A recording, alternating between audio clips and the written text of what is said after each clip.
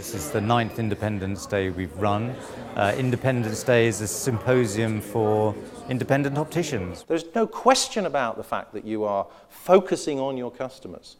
But I really want you to think about this fundamental difference when you start to think like them. What we really decided to do this year was pare things down and get the quality up. Stuart Dalziel, who was with us 2 years ago, is back again this year. He came back really by popular demand. Jonathan Winchester from the Mystery Shopping Programme has really delivered the meat and bones of what the session is built about. We have, as David said, mystery shopped a number of you over the last few months. The response has been amazing from our delegates. We've got a really strong programme this year. It's been really thought-provoking, lots of things that we'll take back to practice, just about getting new ideas and thinking where we go next. Today has been absolutely brilliant. We've learnt an awful lot. I've never written so much down during the lectures, and just given us an awful lot of scenarios and things that we can go back and implement in our businesses. Last year we ran a programme where we used actors to replicate what happens in practices. One of the things that was fed back to us were people were saying, well, is this actually our practice? It sounds as if it could be anybody, but we're much better than that.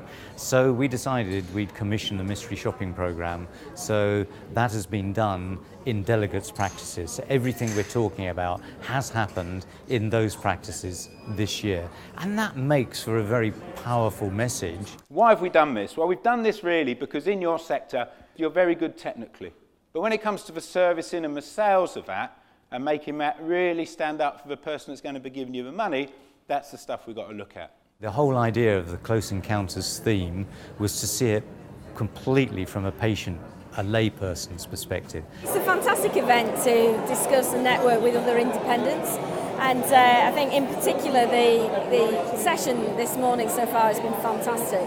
It's really been talking about how we need to understand the viewpoints of the patient through all points in the journey and heightening everybody's awareness of that. Make yourself the customer, however daunting that thought might be. Let me show you the range of frames that we have. These ones here, these are our exclusive range, 300 and above. As a budding doctor, I'm sure you want to choose one of those. This is our mid-range here. This is 150 to 300 pounds, and what I refer to as our backpacker range just back here, but no bungee jumping.